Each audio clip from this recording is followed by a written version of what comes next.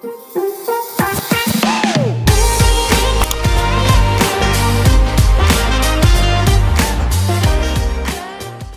hello. Welcome to my live stream.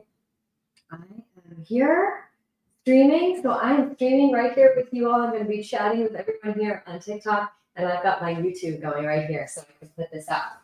So I hope everyone can hear me. Somebody give me a heart or something, make sure you can hear me while I'm talking.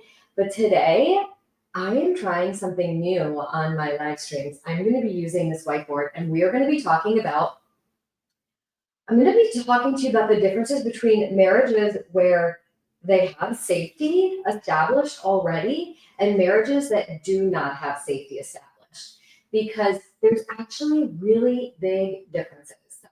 We're going to go through some of this. I'm going to start with a story about this so that you can get a sense of like what I'm actually talking about and why this is important for your marriage. Hold on a second. And why this is important for your marriage. I need to turn Do Not Disturb on here.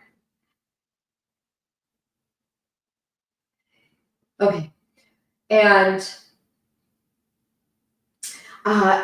But first, I'm going to introduce myself so that in case you don't know who I am. So my name is Carrie Cohen. I have been a practicing psychotherapist for 25 years, and I work with women and couples where intimacy has been shut down. And you right now are in a marriage with someone or in a long-term relationship, doesn't have to be marriage, with someone who you love, who you want to stay together with, who you want to actually grow old with. But there's one problem. The intimacy has really just kind of flatlined. And so you're like roommates, maybe you're good teammates, but there's really not a lot of love being exchanged, okay? So in my work, there are certain aspects of marital work that I do that are pretty unique to my approach. And I've been doing marital work for almost as long as I've been in the field, which is 25 years.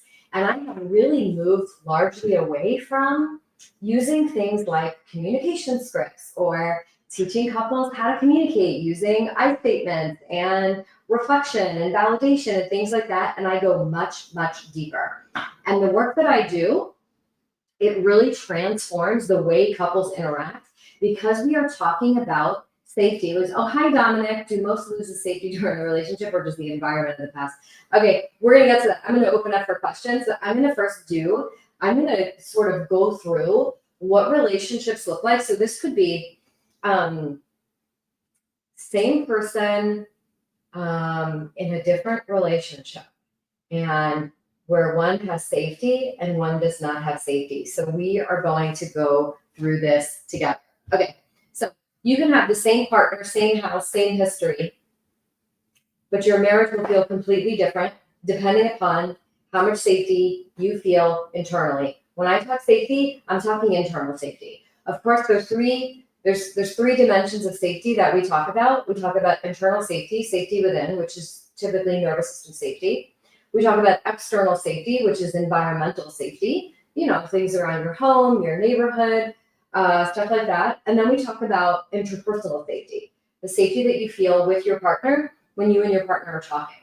Now, for the purposes of this work, the work that I do and the purposes of this presentation, none of my female clients are afraid of their partners. So this work doesn't work when there's actually a real threat present. So this presentation and this work that I do assumes, hi, Whiskey Medic, how are you? Hi, everyone. Hi, Beach Man. Hi, Becca. It's good to see everybody. This assumes that you are with someone who you love, who you want to stay with, but there's a breakdown in your own internal safety, and I will talk about that. So, all right, let's talk about, so under this column without safety. Now, some people say to me, well, I don't know if I actually need this work or this approach. And so I'm going to show you sort of a side-by-side. Okay, so if you are in a marriage or a relationship right now where safety is not present, here's some of the things that you're going to experience. I'm trying to look at the chat while I'm doing this. Okay, so let's go. Let's go with the new color. I just got this whole board and this whole set here. Okay, so number one, avoids touch. Okay, so this color is not coming out that great. I'm gonna switch. Avoid touch. Okay, so that's one sign that there might be a safety issue. Now, of course, that's one item. We're going to go through a whole list of things, and then I'm going to give you a whole side by side so you can really look at it. But if you're someone who avoids touch, I'm going to put that in this category. Tenses up, avoids touch, or tenses up. Tenses with touch. Okay, so your partner wants to touch you, and this is not just because you're saying, I'm just not a touchy-feely person, or touch is not my love language. I get that. Touch is not my love language either, but it is my husband's love language, which means I have to be much more intentional and thoughtful about touching because that is the way that he likes to receive love. So avoids touch or tensions up. Okay, here's another big one. This is not one that a lot of people will commonly say, like avoids conversations. Okay, so if you're in a relationship right now, in a marriage right now, and you are the partner or you have a partner who just avoids conversation, they don't ever like to have any deep conversation. Or you sit down and you say, can we talk? And then they are finding reasons that they can't talk. They don't have time right now. They're distracted, tired. They had a long day at work. Okay. So I would still put that under the category that they're in a relationship where there's lacking safety. Okay. So overthinks intimacy. This is another really big one. So if you overthink intimacy, and I'm going to tell you what I mean. You're overthinking, like, when are we going to do it? When are we going to have it? What day is it going to be? Is it going to be Friday? Is it going to be Saturday? Are we going to have to do this? Now, I'm not talking about the person who's like so excited and you can't wait. I'm talking about the person who's like not looking forward to it. Maybe you're dreading it, and you can wait. Actually, you can wait a long time. Oh, thanks. I'm glad you liked the live. So you're overthinking it. Where are we going to do it? How are we going to do it? How long is it going to take? So you catch my drift here. That's an overthinking of intimacy. We don't actually want to be like stuck up here in our head overthinking intimacy. We really want to be able to be in our body. So anyone who's overthinking intimacy, you're probably doing that because there's a piece of safety that is missing, that is needed, that actually just makes you feel relaxed about it. You don't have to overthink it. You could just relax, right? So the other thing I want to say is, in this column, I am not pathologizing this, and I am not saying that there's something wrong with you or there's something broken in you. I am saying, actually, that these are all adaptive responses. And so when I put all this together, we're going to make sense of this, and you're going to see how these are adaptive responses. Your nervous system is actually quite brilliant, and it knows when it needs to adapt to changing situations. And so, okay, here's another one. This is a common one for certain kind of women. And nitpicking, criticizing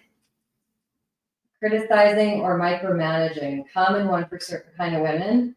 And I can say that without judgment because I was one of those women actually. So when you are someone who you're constantly like, oh, you didn't put your shoes back, you left the door unlocked, you left crumbs on the kitchen counter, you didn't wash your dish last night. Okay, you catch my drift, right? There's a constant nitpicking, or there's micromanaging, like, no, don't put that there, or no, don't put that here. Now, a lot of these things can be explained by other dynamics. Let's say what I was just describing, micromanaging. People who are anxious, people who are obsessive compulsive, or just obsessive might also have that. But remember, we're looking at this, we're looking at it on the whole, as a cluster here. So we're looking at it all together. And when we put all these things together, you're going to really see what picture paints. Okay. Feel like roommates. Okay, this is the big one. Now, I will tell you, this one happens a lot in couples over time. The longer you're together, you feel like roommates. It happens a lot in couples, not necessarily because there's a safety issue, but it's like two people, you're just kind of living side by side and you're just doing a parallel kind of existence. And you're not really growing together. You're not necessarily growing apart. You're very parallel, but you feel more like roommates than you do soulmates or lovers. So that is also another common one.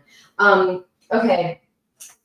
Sex. Sex is a chore. It's a chore or an obligation now, or it's non-existent. We could even say it's non-existent. We could say sex equals chore, obligation, or there is zero sex. Now, I'm not talking about there's no sex because there's some other medically explained reason why there's no sex. I'm saying that one partner decided they didn't want sex anymore, but the other partner still wants sex. Now, that's a problem. Like any unilateral decision in a relationship would be a problem. One person can't really decide without collaborating with their partner when they want to make a very big change in the relationship. And so, when there is zero sex and at least one partner is unhappy about that. Now it's different if both partners agree and that's the direction they're going, then that's fine. There's nothing there to really think about, right? Okay. And then the last one on my list on this side is going to really just be like not present. Okay. Not present. Now, a lot of the women I work with fit this category for a variety of reasons. They fit this category either because they're very high-strung women, they're very type A women. That's sort of one category. Those are kind of one and the same, high-strung type A. They're very independent women. They learned really early on to be really independent. Don't lean on people. Don't ask for help. Just make sure you do it yourself. That's how you stay strong. Women should be strong. Okay, so a lot of women who were raised in that way will have a difficult time feeling safe in intimacy because intimacy requires vulnerability. It requires surrender. It requires leaning in. It requires depending on the other person. And so if you were raised in a home or raised by parents who sent you the message directly or indirectly that you just got to take care of yourself, girl, okay? Nobody's going to take care of you. You got to take care of yourself. Then that is going to lend itself to having some difficulty feeling safe, being vulnerable. Now, actually, okay, we got some ones. Thank you for being brave to put that on there. I very much appreciate that. This is the first time I'm doing a live standing up. Normally I'm sitting down at my desk, but I'm actually going to start doing these because there's a lot of things that I really want to be able to talk you through that I can't really do in my videos because obviously who's going to listen for 15 minutes to a video? All right, now let's talk about when safety is present.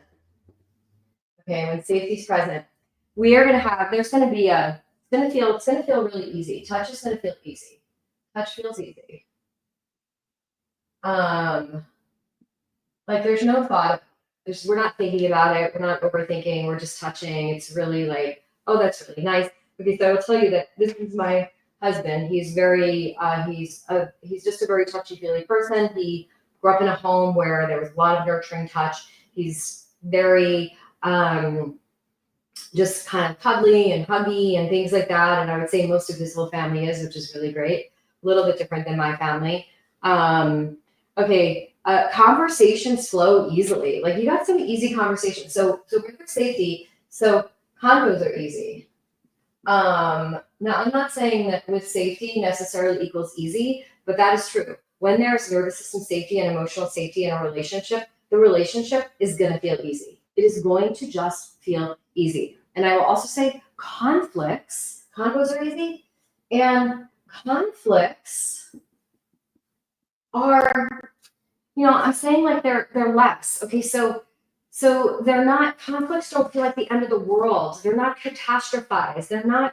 People aren't like blowing up like really explosively. They're easy to navigate. And the way that I do conflict work with my couples that I work with is I teach them how to ground and regulate their nervous system first, get themselves into a place of safety, which we have a whole set of tools before they're going to have an important conversation. And then if midway through the conversation, you find yourself going into fight, flight energy, or you find yourself starting to move into shutdown, then that is your time where you are going to have to take a pause, take a time out in that conversation. And that is something that we do very strategically. Okay. All right. Number 4, looks forward to intimacy. Okay. like, oh, I can't wait to get on the couch and cuddle together. That's intimacy. I can't wait for the next time that we're going to have an opportunity to like cuddle in bed together and have sex or have some kind of really beautiful romantic experience. Like you're looking forward to it. Okay, so people who lack safety are not looking forward to it because it's actually something that feels really, really threatening. And so there is really no looking forward to it very much. Okay, here's another one. This one is very interesting. I think that people might not always be thinking about this, but when there's emotional safety, you can give your partner the benefit of the doubt pretty easily, okay? Benefit of the doubt. This is a big one that okay, when I work with couples, they're constantly, couples that are not in a good place, when they first come to me, they're usually not in a good place, otherwise they wouldn't be working with me. They're constantly second guessing their partner's motivations. Like, I don't trust their motivation. I don't believe that that's what they were thinking. Hi, Shelby. Got one of my girls on here. It's my friend. Okay, so giving the benefit of the doubt. It's like when you trust your partner implicitly and you have a very strong internal sense of safety between you and your partner and also nervous system safety within yourself, you never question their motives because you just know. So in a relationship where there is safety, you completely trust them implicitly and you can easily give them the benefit of the doubt. If they did something, like I remember a few months ago on this app on TikTok, somebody was talking about something about weaponizing confidence. Okay, so when you're in a relationship where there's safety, there's no such thing as weaponizing confidence. I'm just going to say that. I hate when I see those posts about weaponizing confidence. It's so true, right? Yes, it is. It drives me crazy because it's like, if there's weaponizing confidence happening in your marriage, then that means you don't have safety because you're not trusting your partner's motives because they're making it look like they're incompetent, but really they're actually not, and they have a hidden agenda there. Okay, another one. There's laughing and flirting. It's easy. Okay, so laughing and flirting. Okay, so here's what happens when there's no safety. The flirting goes away. Why does the flirting go away? Because if you start flirting, then you're giving your partner the green light, usually, and you don't want to give your partner the green light if you don't want to have any intimacy. It's learning to love their differences and regulating during them. Isn't that the truth, Dominic? That is so true. You have to learn to love their differences. And my husband and I couldn't be more opposite. We are so different in so many ways. My friend Shelby, who's on here, will attest to that. We are so different. And learning to love differences. Now, if you have a lot of internal safety, then it's very easy to love their differences because you're not making them mean something. You're not interpreting them through some nefarious lens. But if you don't have the safety, then you're not going to be able to interpret them in their purest form, right? So, okay. Number 6, sex is wanted. Okay, so sex is not a chore. Sex, there's desire there. Now, people have different ways of experiencing desire, right? There's responsive and there's spontaneous. So I'm talking about the fact that if you are responsive desire, if you're spontaneous desire, then it's easy. You could just easily be turned on, right? It's like, yep, let's go. If you are responsive desire, and I pinned a post, I have a post up that's pinned in my profile, and it says, I have sex plenty of times with my husband when I don't want to. Now, that is me coming from this category with safety, not from this category. Because if I was doing it when I didn't want to and I was in this category, then I would be teaching my nervous system that sex is something not to be enjoyed, it is something to be forced, and it is something to be pushed through. So I am not talking about in this category. So in that post, I go into in more detail. I don't use the words responsive and spontaneous desire because I tend to try to stay away from jargon and therapeutic jargon in my content creation, but I am going to use it here because this is a longer opportunity that I get to have with you and discuss these things. So if you're in this category and you're responsive desire, then what that means is that you can't just wait for the moment. You're not going to just wait for the moment. You're just going to say, oh, I feel like connecting with my partner. And okay, I'm not in the mood yet, but let's see what we can do to get me in the mood. And that feels totally okay. It feels completely fine, completely normal, and completely safe. Okay, so that's this category. And the last one, I'm really kind of comparing and contrasting these two, is really going to be you're able to be fully present. So you're present, you're connected, and for the most part, your partner's talking to you, you're there, you're having a conversation, you're not dissociating, your mind is not leaving the room. When you're having intimacy or sex, you are there, you're not floating above yourself. Now, again, I'm saying these examples over here, set intimacy schedules, maybe. I'll talk about that. I'm saying these examples over here because remember, this whole column without safety, all these behaviors, these are not behaviors that the person is doing on purpose. These are behaviors that are happening because your nervous system is in an adaptive response. It's protecting you from what it perceives as threat. And in this case, it's intimacy. Okay, so set intimacy schedules. I actually say intimacy schedules, if you're in this category with safety, are good. If you're in this category without safety, they tend to backfire. Because what happens for people when they do scheduled sex or scheduled intimacy and you don't have the safety, and a lot of times people will go to sex therapists or they'll go to coaches who do different kinds of sex and intimacy work, and they will start with things like that. They don't start with safety. You've got to start with safety.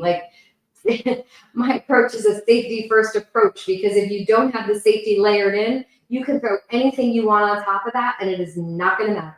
Because what's going to happen with those schedules is the person is going to feel the exact same way.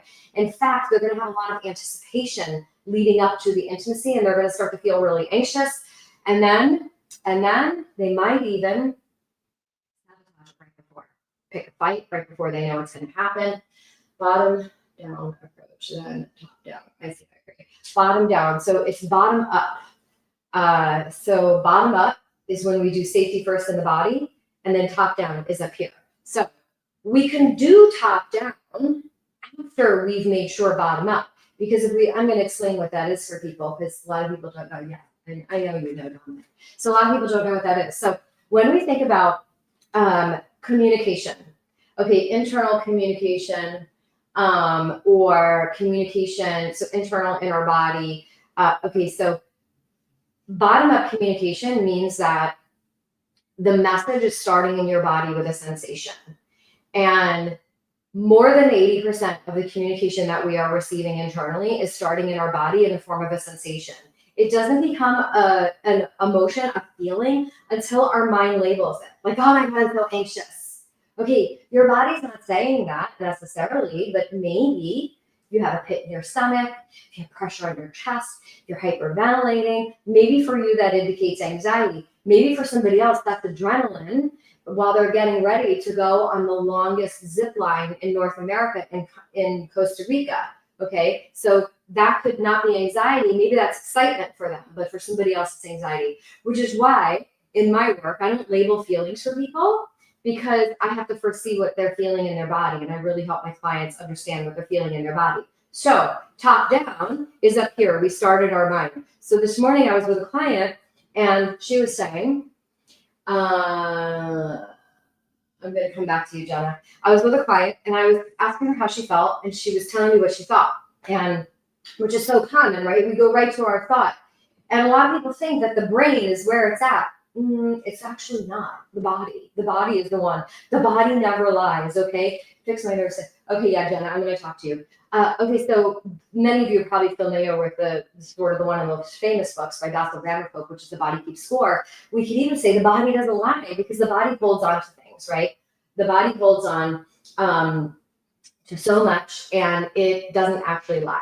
So what we want to do is we want to be able to get into our body. We want to be able to learn how to read the cues our body is sending us, and then decide, okay, what does this mean? Then we have to learn how to interpret those body cues, right? So when we talk about safety, these are all of the behavioral ways that safety manifests in the relationship. But it is going to manifest somatically or in the body, and it's going to manifest in a lot of different forms for people. It's going to manifest as like butterflies in your stomach, pressure on your chest, a sense of dissociation, like I'm here but I'm not here. The body keeps score. Yeah, I'm not sure why they let me approve those comments. I'm not sure why they Yeah, I approve those comments. So it's going to manifest somatically. Now, the person who doesn't feel safe with intimacy is going to thematically manifest those feelings, the sensations rather. I get confused, not the feelings up here, with stomach doing tumbles, sweaty palms. And there's going to be an urge associated with that. It's going to be an urge to either escape, to shut down, to run away, to pick a fight. So that's really where the behavioral piece comes in. But when you have the safety, the way that is going to manifest somatically is it's like you're going to feel comfortable. You're going to feel, your stomach is going to feel very like calm. Your breathing is going to be rhythmic. The tone of voice, you see, then I just intuitively changed my tone of voice. That wasn't staged. So it's like now I'm in that energy, and that's how I'm going to feel. So let me go back to questions because I love questions. Jenna, I don't know if you've been on my lives before, but some people here are repeat live audience members, and I love questions. Okay, if it doesn't make me feel unsafe yelling through anything, should I still try to fix my nervous system? That interesting. Okay, Jenna. Here's the deal. If you could work on your own nervous system to establish nervous system safety for yourself, but I'm not sure that you're going to work on your own nervous system to establish nervous system safety for yourself so that you can then have intimacy with your partner who actually does things that make you scared. So I would say in this case, I don't know if you were on at the beginning of my live, because what I was saying was there's three dimensions of safety. There's internal safety, nervous system safety. There's external safety, which is our environment, how we set up our home, the neighborhood we live in, things like that. Those are things we can control. And then there's interpersonal safety. There's safety with our partner. And so if there's no safety with your partner, that's okay, Jenna. If there's no safety with your partner, then you can establish your own nervous system safety. And I will tell you that you might not actually use that with the partner that you're with. You may use that with someone else. So women will come to me and they are with someone who they're thinking about leaving, but they have actually had intimacy avoidance for a long time. And I say, for them, you work on it for yourself. You work on it not because you're trying to have more intimacy with this partner who does actually manifest behaviors that make you uncomfortable, that make you scared, but you work on it for yourself. Because when you have nervous system safety in general, this is the foundation for going through life feeling a lot of deep trust. It is going through life feeling like you can handle most things and not fall apart. And it is the foundation for being able to, if you're a parent, be the kind of parent that you want, because you know how to ground yourself and you know how to regulate yourself. And I'm gonna give you a couple examples of how I use safety. Sometimes the internal comes after we're out of dysregulation. That's true. So when we think about dysregulation, we're stretching our capacity by going out of our comfort. So let me give you a quick window of tolerance lesson. So window of tolerance, if we do window of tolerance, that's like, window tolerance is your, so I'll do black. Okay, so here's a window, all right?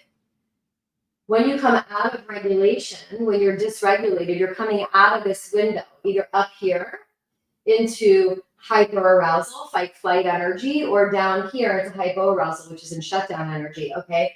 So the way we learn to stretch our nervous system capacity and ultimately stretch our capacity for regulation is by actually coming out of regulation, becoming dysregulated, and knowing how to regulate ourselves. So people say to me all the time, how do I apply this work to intimacy?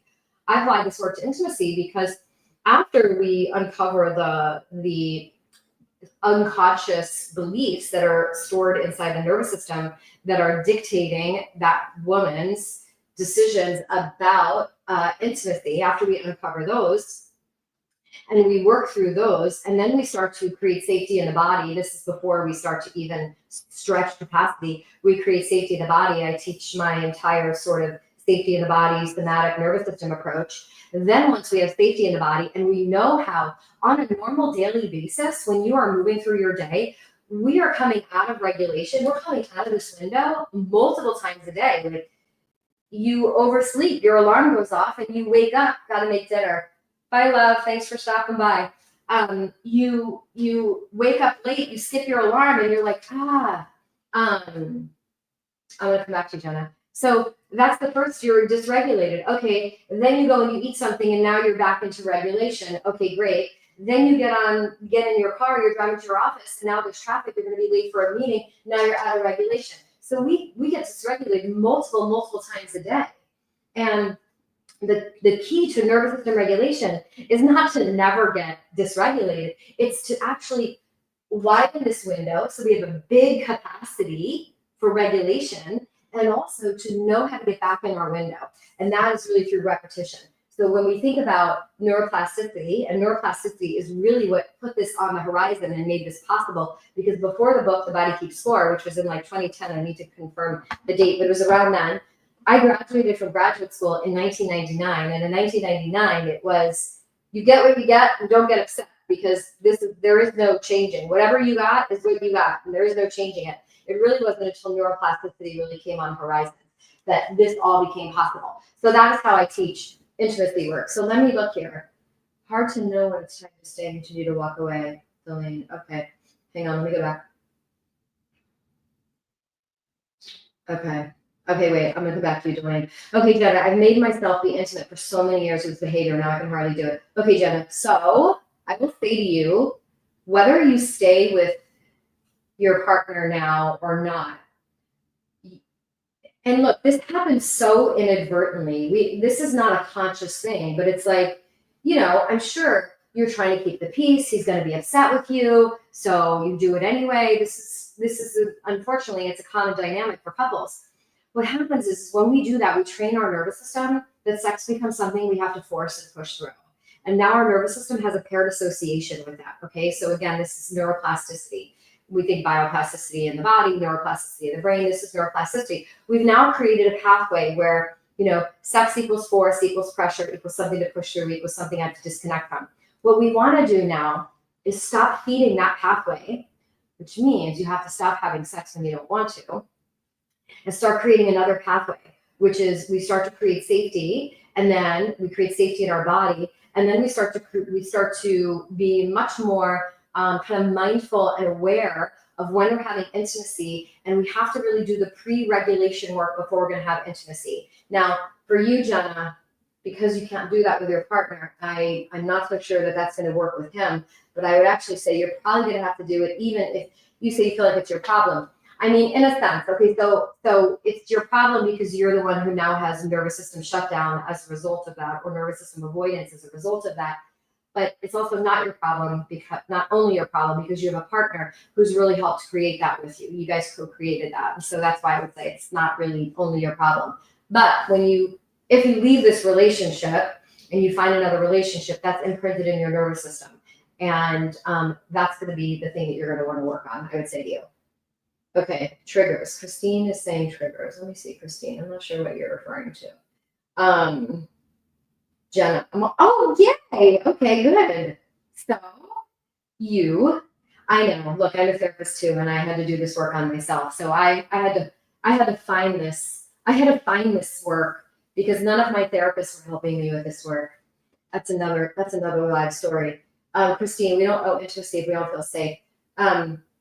Well, we shouldn't have intimacy, right? When we don't feel safe, for sure. What's yucky? What are you saying? Up, that's yucky, Jenna. Hang on, there's something else.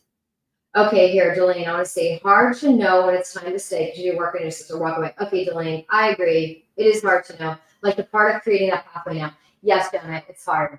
I will say it is hard work. Okay, let me go back to Delane. Hard to know when to stay, and it is. And without having the context of your story, of course, because I'm reading one sentence about it. Here's how I think about it.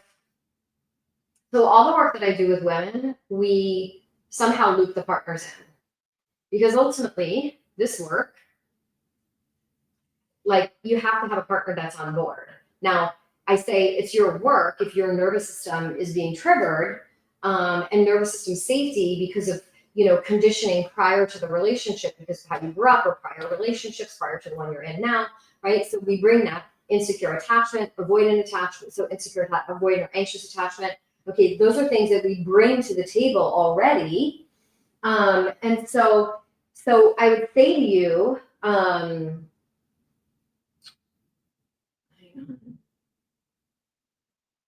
I would say to you, Delane, that if you have a partner who's on board, if you have a partner who's not on board and you've been doing this work for a long time, your next step would be to get your partner on board to do this work with you. And that's really the only way to know if it's going to be possible to do this work and successfully or not successfully. Because all the work that I do, even with women only in my groups, is they're focusing on themselves, but there's a piece of work that I'm offering them to bring home to their partner every single week, because you have to really loop them in, and they have to really learn to speak the language with you, and they have to really learn to understand what's going on in your nervous system. And this is not a personal rejection of them, generally speaking, in the context that we are discussing right now. And so it's really important that there are ways that they can inhibit the work, impair the work, and there are ways that they could actually make it easier. Now, I will also say there's no perfect way that a partner can behave that can make a woman feel the nervous system safety if she brought that into the relationship. My husband tried that, and most of the husbands of the couples I work with, they've tried that. They're like, I would stand on my head and wave my arms and legs if that works, but it's like there's no perfect way to make your partner feel safe. So let me look down here. Okay, wait. Okay, a Palgeron. What if there was a breaking point that caused trust issue? How do I change?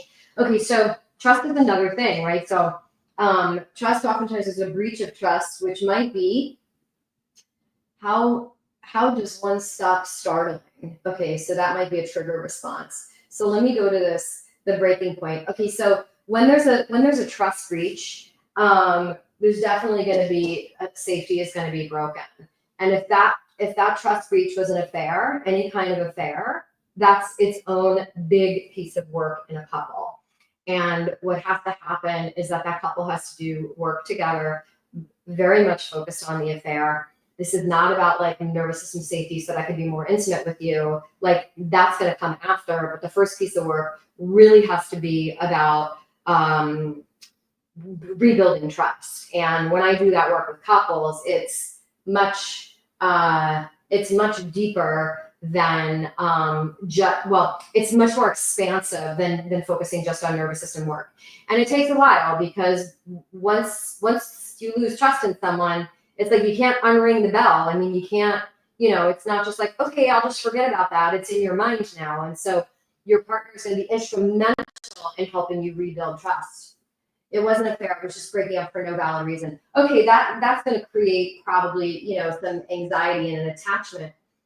Maddie, so interesting for a second. Oh, I'm so glad. Welcome. Okay, so that is going to create some anxiousness about being left, right? So you're going to have to do a lot of work around security, stability, around being left, feeling abandoned. That kind of taps into our attachment style, our attachment relatedness, right? That's what I would say. So it's not an affair, which is actually good, because that's a much bigger piece of work.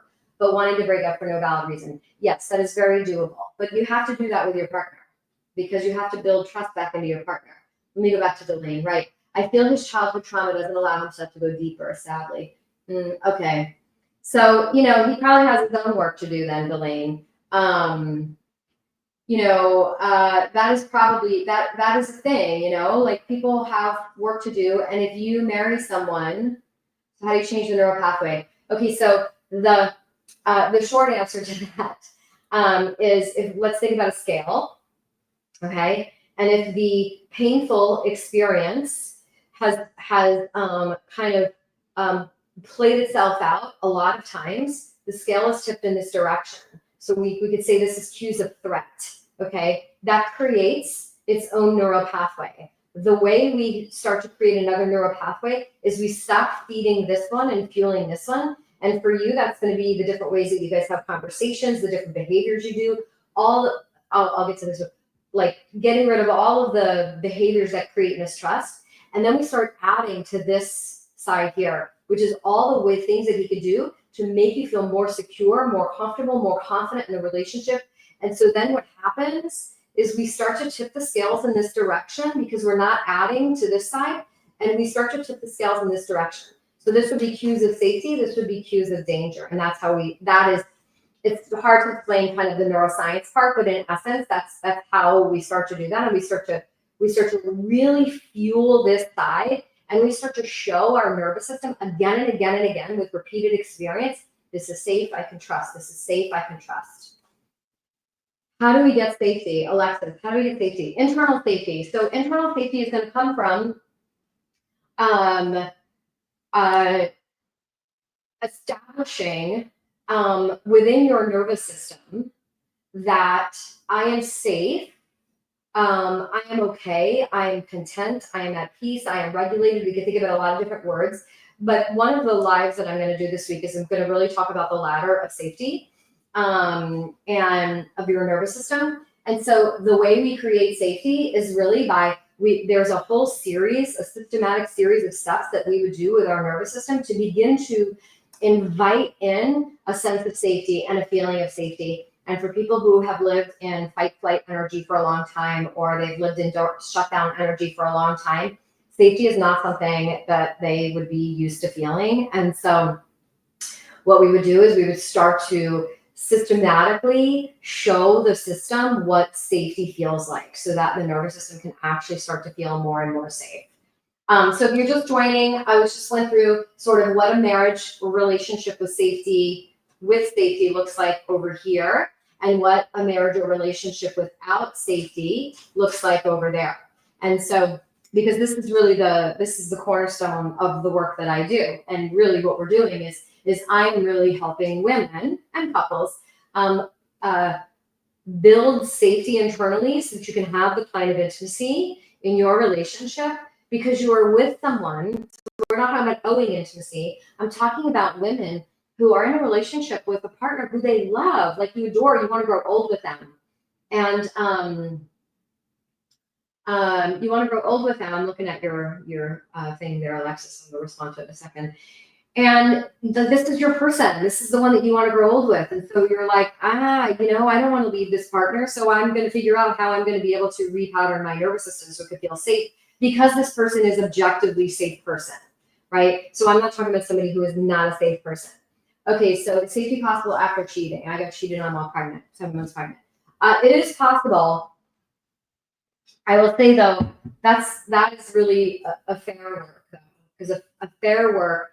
This work is going to come after the affair work. And the affair work is really going to be about rebuilding trust and restoring trust. And that's when I see a couple where there's been an affair, the first few months of the work is really establishing whether or not this is salvageable. Like, can the trust be reestablished so that we can start to rebuild safety? Because it's really hard to feel safe when you don't trust somebody. Like, you can feel safe within yourself, but it's going to be really hard to feel safe in the relationship. And when I say feel safe, I mean like Alexis, like really just let yourself go and surrender. And it's really hard to do that. Actually impossible to do that when we don't trust the person that we are with. And so trust is a piece. Now, a lot of people who are in relationships like this, without safety, they actually trust their partner. They trust. So this is my experience, right? I'm doing this work. I'm a therapist. This has also been my own personal work. And so this was my experience. Now, this was me. It wasn't my husband. My husband is a very trustworthy person. He's also got a very secure attachment. And so but I was doing this work and I was for a long time not sure, is this me, is this him, is this us? And I was really floundering, going round and round. And it wasn't until I really started piecing together a lot of the nervous system work and beginning to realize that, again, nobody really talks about this, that safety is a precursor for intimacy. There is no intimacy without safety. So I had to really do all this work for myself. But all of that was operating under the fact, not even the assumption, that I was with a safe partner. He was actually a safe human being. He was someone I could surrender to when I was ready to let myself do that. Yeah, seems trust is the scary part. Yes, trust is Trust is a really big piece. So it's like you have to really trust your partner if you're going to let yourself really let your guard down, right? How do you do the work without your partner? So, it is interesting because the work is kind of with and without the partner. So when I do this work without the partner, because I see couples, but I also see, I do a lot of work with women only in my groups. I have a group program called Returning to Love that I run, and then I have some groups that I ran that are workshops that are now, thank you for not being another coach on this app. You're welcome, but I don't know what that means. And and so when we do the work without your partner, we do loop the partner in. So the work itself is largely without the partner. And so when I'm working with women, we are working on their nervous system. We are focusing on her nervous system. But every week, there's a piece where they are looping in their partners. And I am coaching them about how to have conversations with their partners and how to begin to share this work with their partner. Because there are things that partners can say that can make her feel safer, calmer, and okay. And there are things that he can say that can make her feel not safer. And I'm going to use the pronouns that are the ones that I typically work with. So I usually see the woman who feels not safe, and she's usually with a guy. Through a lot of life, marriage, and the coaches here practicing with it. Oh, okay. Yes. Thank you. So for example, if she is working through trying to have non-sexual touch so that she could feel safer, that would be something she would communicate to her partner, and then we would come up with a plan. So let's just say she says, you know what? Every night this week, we're going to cuddle on the couch, and I'm going to try to go for 5 minutes, but I'm going to go as long as I can. So I'm going to have this conversation with you, and I'm going to tell you when it's time. I'm going to structure it because that's going to make me feel a little bit safer. And then if I find myself starting to get anxious or dysregulated in the middle of that, I'm going to tell you, I'm going to say, hey, let me pause. And then I'm going to go do this thing that I know to do that I've already learned in my group or somewhere that regulates me. And then I'm going to come back.